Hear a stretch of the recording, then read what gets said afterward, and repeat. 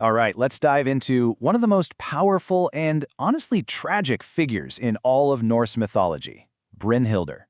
We're talking about a divine warrior, a Valkyrie, whose story is just this gripping tale of pride, love, betrayal, and a really devastating end that was forged by her own choices. And that really gets to the heart of her story, doesn't it? It's a question that frames this entire parable. It explores what happens when your own personal judgment clashes with the will of the gods. And let me tell you, it sets the stage for a tragedy of truly epic proportions. So, where does this all begin? It all starts with a single act of defiance. Just one choice that completely spirals out of control and ends up sealing her fate. Now, to really understand the sheer weight of her choice, we first need to get a handle on who she was. See, Brynhildr wasn't just any warrior. She was a Valkyrie, one of Odin's own shield maidens. Her sacred duty was to go to battlefields and literally choose which warriors would die and earn a place in Valhalla. She was supposed to be an agent of divine will. And right here, the conflict is laid bare. Odin, the All-Father, gives a direct command: grant victory to the old king, Shamganar. But Brynhildr, she's on the battlefield, she sees the courage of the younger king, Agnar, and she decides to make her own call. She straight up defies a direct order from the chief god himself. And this, right here, was the core of her transgression. It wasn't just simple disobedience. In the world of Norse myth, this was supreme insolence. She essentially declared that her own sense of justice was more important than the preordained will of the gods, and that was her original sin. While the punishment was as swift as it was severe, Odin didn't just reprimand her. He fundamentally changed her very existence. He stripped away her immortality, condemned her to live as a mortal woman, and then he imprisoned her in an enchanted sleep, totally cut off from the world by a wall of magical fire. But here's the twist. This terrible punishment, it paradoxically leads to the great love of her life. Her fiery prison is about to become the stage for a fated and ultimately cursed romance. You see, Odin had decreed that only one kind of person could break the spell, a hero who knew no fear. And that hero was none other than Sigurd, the legendary dragon slayer. He just rides his horse, Grani, straight through that inferno to get to her. The connection between them is just instantaneous and incredibly deep. He awakens her, they fall completely in love, and they swear these solemn vows to be true to each other forever. You know, it really feels like this should be the fairy tale ending to her punishment, but it's only the beginning of the real tragedy. As a token of their love, Sigurd gives her this ring, and Varnat.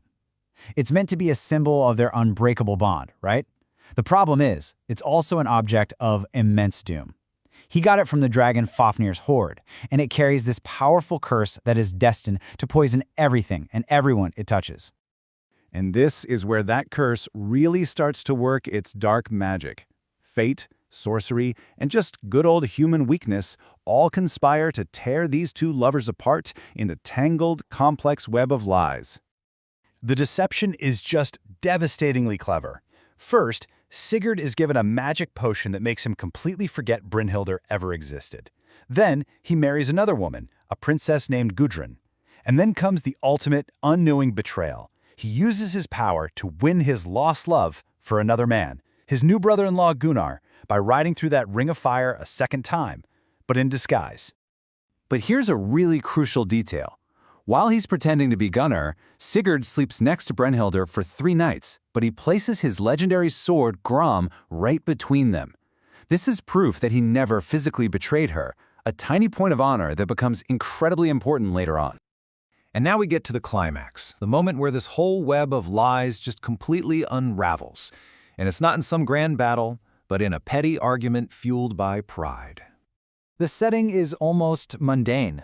It's just 2 queens, Brynhildr and Gudrun, arguing over whose husband is the greater man while they're bathing. And it's this very human moment of rivalry that brings the entire house of cards crashing down.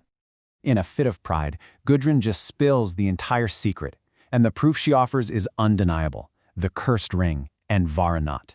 See, the disguised Sigurd had taken it back from Brynhildr and then given it to his new wife.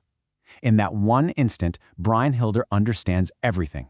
She wasn't won by Gunnar, she was won by Sigurd, the man she loved, who then gave her away to someone else.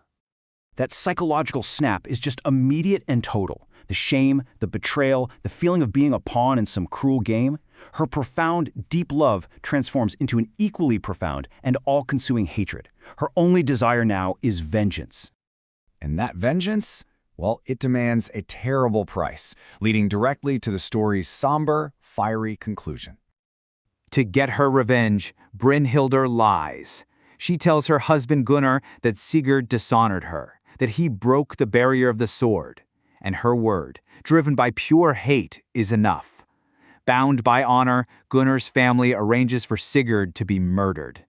The fearless hero isn't slain in battle, he's killed in his sleep.